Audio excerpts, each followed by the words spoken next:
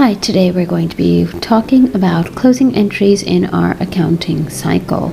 The resource that we're using is Financial and Managerial Accounting by Kimmel Weygandt Kieso, and we are looking at chapter number 4 here. So if you've got any questions or comments, please comment below. Don't forget to like and subscribe so that you can stay up to date with our accounting and finance content. In addition, if you need help with any other resources, please do comment below and we'll do our best to provide you those resources. So the problem that we're doing today is problem 4-2B. This is in problem set B at the end of chapter number 4. And this question states that the adjusted trial balance columns of the worksheet for Eagle Company owned by Jeff Spiegel are as follows. They've given us an adjusted trial balance complete with its debit and credit balances. In the instructions, we're told to complete the worksheet by extending the balances to the financial statement columns. Now, in Excel, I've already entered the adjusted trial balance that they've given us. The subsequent columns that we're going to make are going to be the income statement columns and the balance sheet columns. So to complete part A, we're going to extend this adjusted trial balance to our financial statement columns. Now you can see over here the income statement is supposed to include our revenue as well as our expenses. We're going to go ahead and put our revenue here, and we're going to pick up our expenses and we're going to place those here. Now our total revenue, because we only have 1 point of revenue, that's the only one that we're going to add, and we're going to take the total of all of our expenses over here. And the difference between the revenue and the expenses will actually allow us to determine whether we have a profit or a loss. In this particular case, we have a net profit. So we'll have our revenue minus our expenses. We know that it's a net profit because our revenue is greater than our expenses. Therefore, the company is going to profit at the end of this particular time period. Now we're going to move over to the balance sheet columns. Now in the balance sheet columns, of course, we need to incorporate our assets. So we're going to pick up the balances of all of our assets, including our contra asset. Then we're going to pick up our equity and our liabilities. And once we have our liabilities here, then we'll also pick up our equity. Now, the important point to keep in mind is that the retained earnings is to be updated in this particular case. Here you'll see that we've got our net income, and our retained earnings is going to be updated in such a way that we have to take our opening retained earnings, we have to add into it our net income, and we have to deduct from it our dividends. Now, the dividends are given to us at $5,000, and this will allow us to find out what our updated retained earnings or retained earnings at the end of this time period after adjustments is going to be. That's $8,400. Now our columns for balance sheet are complete, and of course, according to our accounting equation, the sum of assets and liabilities is always going to total. In our worksheet, the sum of debits and the sum of credits should always be the same. So we're going to take the sum of all of our debits, and we have 46,600. Then we're going to take the sum of all of our credits, and we have, once again, 46,600. This means that we are correct. Part A is complete. Now, once Part A is complete, then we have to move forward to income statement and balance sheet. In fact, income statement, statement of retained earnings, and balance sheets. What we're going to do is going to create a format over here where we simply place our revenues, our expenses in line. So our revenue is in the form of service revenue, and then we have our expenses in the form of all of these expenses, and we just place them together in one format that allows us to see what our revenues were and what our expenses were. So we've got 59,000 as our revenue, and we have all of these as our relevant expenses. We'll go ahead and put them against our expenses in here. Now remember, then we get to calculate our net income, and our net income, of course, is all of our revenues minus all of our expenses. Now you should see this number repeat. This is 9,200. If you go back to your worksheet, you'll see over here that our net profit was 9,200, and that's exactly what's reflecting in our income statement. Secondly, to make our statement of retained earnings, we'll start off with our opening retained earnings. To it, we will add our net income. And of course, we will deduct our dividends. And this should give us our retained earnings for that at the end of that particular time period. So remember, this retained earnings that's up here first is our opening retained earnings, and this is our closing retained earnings. So now what we want to do is we want to plug in all of the relevant values. We can see over here our retained earnings are 4,200. Our net income was just calculated at 9,200. Our dividends are given here in our adjusted trial balance at $5,000. That means that our closing retained earnings is 4,200 plus 9,200 minus 5,200. We get 8,400. And again, this number is repeating. If you go back to your worksheet, this was your updated retained earnings. So you have a way of verifying whether or not you're doing the right thing in your financial statements.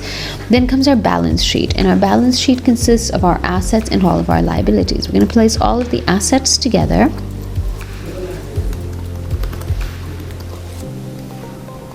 Oops, just one moment. We're going to go ahead and copy that one more time so that we can paste it. We've got all of our assets together, and we're going to note down the values of all of these assets.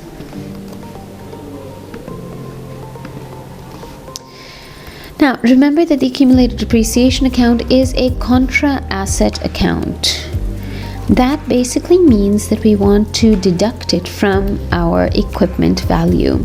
So our total assets in this particular case are going to be the sum of all assets listed above, and deducting or using our net equipment value.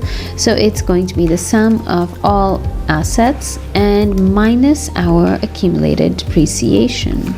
And we get just one moment. We get 41,000. Now on the other side, let's look at our liabilities. We have our liabilities and our equities. We listed down our liabilities and our equity. And these accounts will, again, they get carried over directly from our balance sheet equation. I'm not going to copy off the retained earnings because we used a formula for that. I'm just going to go ahead and type that in there. Our updated retained earnings was $8,400. That's $8,400. And if we take our total liabilities plus equity, we have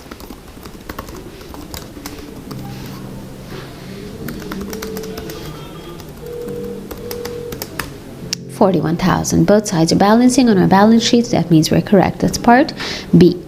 Now in part C, we want to make our closing entries. Now closing entries are fantastic because there's only 4 closing entries. The first closing entry will always be the closing of your revenue account to your income summary account. There's no other way to do this. The income summary account is a temporary account created specifically to close the revenue account. Your revenue is at 59,000, so we'll debit 59,000 on the service revenue and we'll credit 59,000 on the income summary.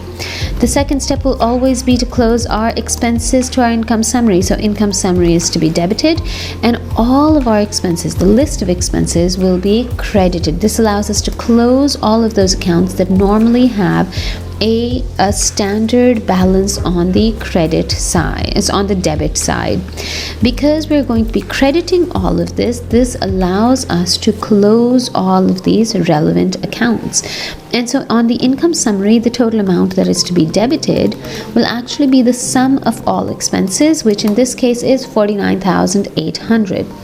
The third step will always be to close your profit or your loss to your retained earnings. So that means in this case, because we have a profit, the retained earnings is to increase, so our income summary is to be debited and our retained earnings is to be credited.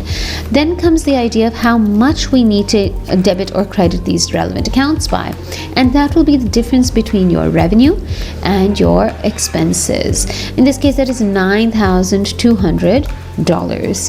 And the fourth step will always be to close your dividends to your retained earnings, and because dividends tend to decrease your equity, therefore it will always be retained earnings to be debited and dividends to be credited.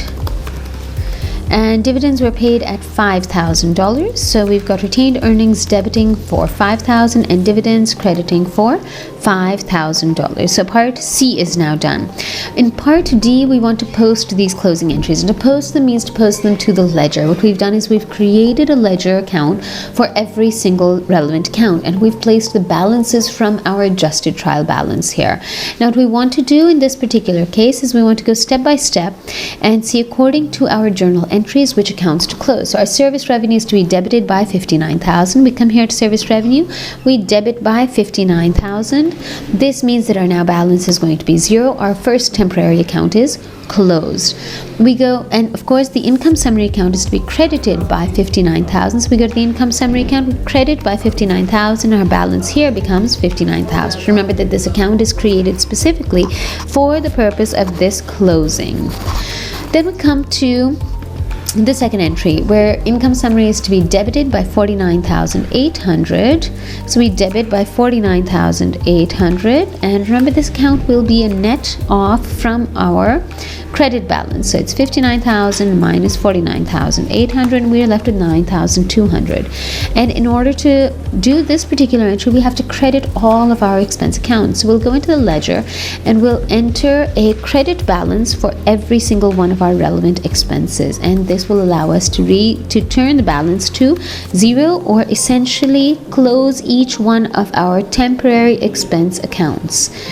So 5,600 gives us a 0, 28,000 gives us a 0 for net balance, 600 in our credit gives us a 0 for net balance, and for our insurance expense as well, 3,200 in our credit gives us a 0 for our balance. So our second entry has been posted to the ledger. Our third entry is a closing of the income summary to retained earnings. So if we see our income summary, we've got a balance of $9,200 that'll go on the credit side. So in order to close that, we'll debit by $9,200 here. This will give us a net balance of 0. If income summary is being debited, that means retained earnings is being credited by $9,200. So retained earnings is to be credited by $9,200. As an equity account, that means that this account is increasing. So we'll do 4,200 plus 9,200 gives us a net balance of 13,400. Our last journal entry to be posted is retained earnings debit by 5,000. So retained earnings is to be debited by 5,000. Remember, this essentially decreases your equity account. So that's 13,400 minus 5,000. That gives us a net balance of 8,400, and our dividends is to be credited by 5,000, which gives us a net 0 balance. So your last temporary account has been closed. Your part D is complete, where you've posted the closing entries. To prepare the post-closing trial balance, we're simply going to extend our worksheet a little bit further. Now, the advantage of the post-closing trial balance is that it only retains your permanent accounts, and those permanent accounts come directly from your balance sheet, and of course it utilizes the updated version of your retained earnings, which in this case is 8,400. So we'll simply copy over every single value. This ensures that all of your temporary accounts of dividends, revenue, and expenses have been closed off, and so your balance, or your total for your post-closing trial balance, is going to be, let's calculate the sum. On our debit side, this is 46,600, and the sum on our credit side is going to be 46,600 once again. And that is it for question number 4-2B. If you have any questions, please comment below, and if you need any help with additional resources, do let us know. We'll try our best to provide them for you. Thank you very much.